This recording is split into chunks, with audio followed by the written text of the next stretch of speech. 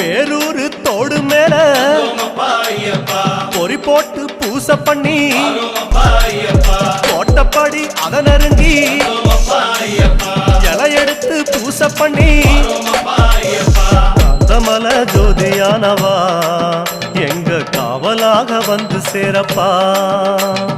காந்தமல ஜோதியானவா எங்க காவலாக வந்து சேரப்பா. சன்னதியில் கட்டுங்கட்டி சபரிமலை காடு தேடி